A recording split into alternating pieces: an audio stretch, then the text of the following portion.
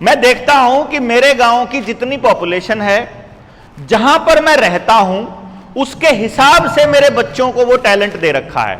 मेरे बच्चों को मतलब मेरे गांव के बच्चों को, मतलब पहाड़ के आदमी को जितनी हाइट चाहिए, जितना उसका जैसा टेम्परेचर सहन करने का जैसा उसका स्किन चाहिए, और साउथ में चले जाओ वहां जैसा धूप पड़ती है, जितनी गर्मी पड़ती है उसके हिसाब से जैसा चाहिए, समंदर के नजदीक चले जाओ वहां जैसा चाहिए, रेगिस्तान में चले जाओ वहां जैसा चाहिए, ट्राइबल इलाकों में चले जाओगे, जंगलों में रहने वाले लोगों के बच्चों को देखोगे, वहां पर देखोगे जैसा आपको बच्चा चाहिए उस जगह को सुरक्षित, संरक्षित और समृद्ध रखने के लिए वैसा बच्चा परमात्मा ने पैदा कर दिया।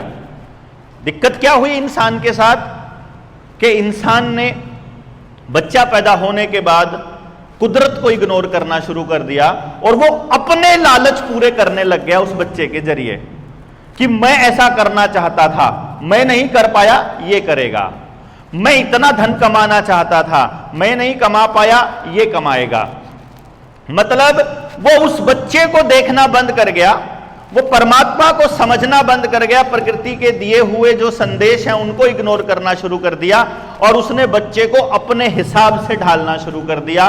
और वहीं से स्टार्ट हुआ इस प्रकृति का दोहन, वहीं से शुरू हुआ चीजों का संचय, वहीं से शुरू हुआ समाज के अंदर भ्रष्टाचार, भय, लालच का माहौल बनना। यदि हमने परमात्मा के दिए हुए उस अनमोल हीरे को, उस अनमोल उपहार को समझ लिया होता, यदि हमने उसको उसके हिसाब से तैयार किया होता, अपने हिसाब से नहीं, पैसा कमाने के हिसाब से नहीं, इसलिए कि उसको समाज में सुख शांति से कैसे रहना है। अगर पैसे से समृद्धि आती तो कोई भी इंसान जो है वो अमीर आदमी तो कभी उसके घर में तो झगड़ा ही नहीं होता, उसके घर में तो तलाक ही नहीं होता, उसके घर में तो बीमारियां ही नहीं आती, उसके घर में तो सुसाइड ही नहीं होता। लेकिन ये तो सबसे ज्यादा अमीरों के ही घरों में है जो मैं चीजें बता रहा हूं। जितनी बुरी आदतें हैं, जितनी महंगी ड्रग्स वो उनके बच्चे खाते हैं, जितना बुरा हाल उनका है, जितना व्यभिचार वो लोग करते हैं, जितना उनका कैरेक्टर खराब है, जितना अमीरों का है उतना तो किसी और का होता ही नहीं है। इसका मतलब क्या हुआ कि पैसा इस चीज का पैमाना नहीं है कि हमारा बच्चा कितना समृद्ध या कितना सुखी है।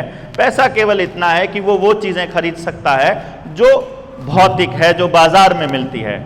जो चीजें सबसे मूल्यवान है वो बाजार में नहीं मिलती हैं।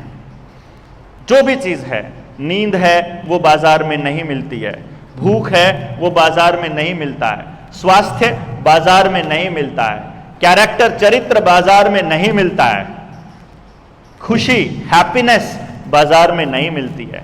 ये सब चीजें बाजार में नहीं मिलेंगी, पैसे वाला इनको नहीं खरीद पाएगा।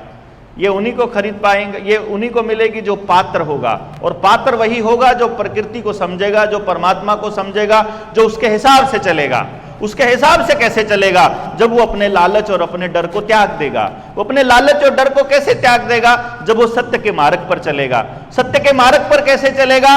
जब वो अपने से पहले अपने साथ वाले के बारे में सोचेगा कि मैं तब तक सुखी नहीं हो सकता जब तक मेरे आसपास के व्यक्ति सुखी नहीं है, और जब तक वो ये नहीं सोचेगा तब तक वो सत्य के मार्ग पर चलने के विषय में सोच नहीं सकता।